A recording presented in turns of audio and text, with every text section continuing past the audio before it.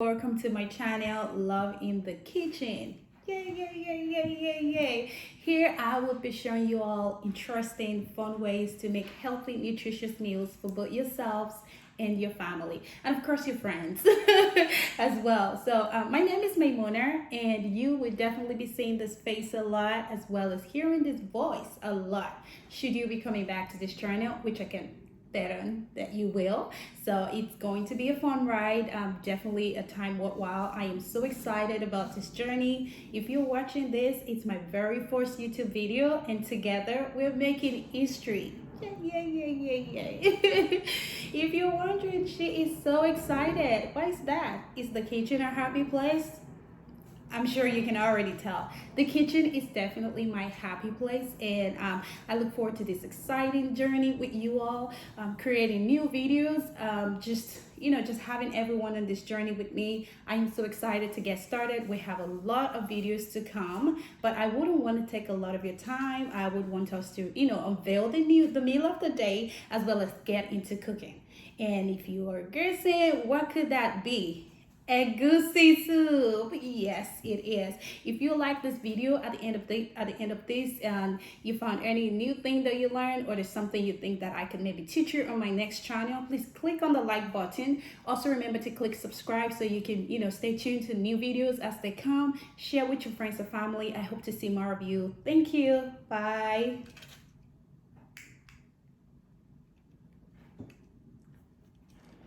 You can't say bye because you're still going to cook that stuff, you know? To go over some of the ingredients we'll be needing today, you do not want to miss out on the main ingredient, egusi. What is egusi soup without egusi, right? Yes, so I do want to point out though that we can always substitute goat meat in this recipe with either smoked turkey, chicken, or even fresh fish, depending on your preference. You can also always substitute the crabs. Not everyone in my household likes crabs, so that probably won't be going in immediately. You can substitute snail if you want, but for me, I feel like snail gives egusi another level of taste. I mean, it's luxurious, it is rich, makes it sweet, so it's a must-have for me. Snail and Pomo definitely on my stay list. And the same is for stockfish, but the different type can always pick your preference on those ones as well. For a full list of this ingredients, please click the description button below and you would have access to that. So now let us get into cooking. Yes, first I will start off by cooking my goat meat, otherwise known as stock. Into that I'm going to add in some salt, definitely Maggie. I'll be adding in curry as well. And next I would add some garlic because I am a fan of garlic. And then I would also be adding in some onions. Onions is definitely a great choice for meat, which whatever kind of meat that may be. So definitely onions. You see me, and of course I'll add in some water as well. You do see me using a pressure pot here. I want to recommend that for you if you do not already have one. It's a lifesaver when it comes to cooking goat meat. I literally use that to get my goat meat ready in 18 minutes, no matter how hard that may be. My camera just gave up on me, wouldn't show me putting in the spice into my snail. But it's not a whole lot because to that I only added water and some Maggie, and my crabs were already pre-cooked, so but I'm reheating it, so I added in a little bit of salt and some water. And while that is cooking, we would go in and get the other ingredients ready to go. Let's start off then by cutting our pomo into chunks. I'd like to have it not too small, so that's why you see me do that size. And then next I'm cutting in the onions. I'm going to set these onions aside because I'll be needing those for the egusi soup itself. And then you want to go ahead and blend your pepper, not so smooth. This choice of mixing egusi I learned from my mom, and I want to tell you it is still my best recipe yet, and you will not regret it too. You want to add in a little bit of water to get the egusi to a paste-like texture. I use water. Sometimes I use palm oil. You can use that too, but I like to use water since I am going to be starting off cooking the soup with palm oil, so that I'm not getting a lot of that. I feel like it's controlled when I use water. Look at this pot of goodness. Oh my gosh. My kitchen literally smells like heaven right now. I mean, you know what I mean, right? So, well, let's get back to topic. And now we are going to be going to the main dish. You can say that again.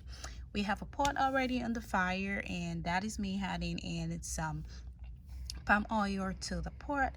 Not too hot. You want to make sure your heat is moderately switched on at this time. You can go in and add a little bit more, just like I did. It's egusi soup, so you want to make sure that the color is there. Not too much palm oil, but enough to give it a beautiful color. We let this sit for a little bit. I say about 2 minutes on a moderate heat.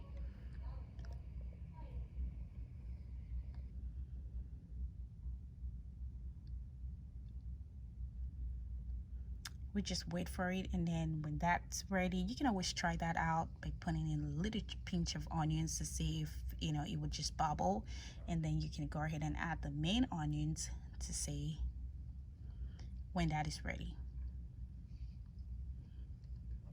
So we have the main onions. We do not want to over fry these onions though.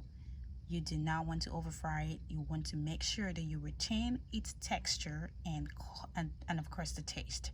So we're not over frying or cooking or doing anything like that whatsoever to this. We just want to put it in the fire, let it stir together a little bit, and then we will go in and pour in our pepper. I would give this pepper a good stir to have it, evenly combined with the palm oil, and I'll let that sit for about 8 to 10 minutes. Next, I poured in my crayfish, and I will stir that together as well, and then let it sit another 2 minutes. After that time, I will go in and add some Pomo to this combination that we already have started. So I will put in the Pomo and I stir together, let it sit for another minute or two. I went in and added my goat meat. I'm sorry, the camera gave up again. It didn't show that, but I added the goat meat. I let it sit for about 4 minutes, and next I am adding my paste, which is the egusi paste. You want to add in a little bit of water at this time. Stir together and reduce the heat. Definitely you want to reduce the heat and let this cook, say about another 6 minutes. Ensure to turn it. Do not leave it on the fire just sitting by itself all 6 minutes. The color should be coming together at this time. You should already see it. The thing that I've always been told about egusi is that egusi does have oil itself, so look out for that. That's the sign that it's cooking, and next I went in and added my snail. Did you think I forgot that? So here it's coming together. I gave it, just about immediately I added in the stock fish as well that I had. I'm using a dry fish. I'm not using the regular stock fish. So I just now give everything a very good stir for, just kind of have it all together. Now the texture, the taste, everything is going to come together, and this way you will get a fresh taste. See what I was telling you about the crayfish? I'm adding it as the final step. That's what I'm doing with this recipe. Remember, I mentioned earlier that not everyone in my household likes crabs, so I'm not going to be adding crab. I'll be taking out some of this soup to put the crabs in there for the ones who want to have crab. Yes, and last but not the least is the ugu leaves.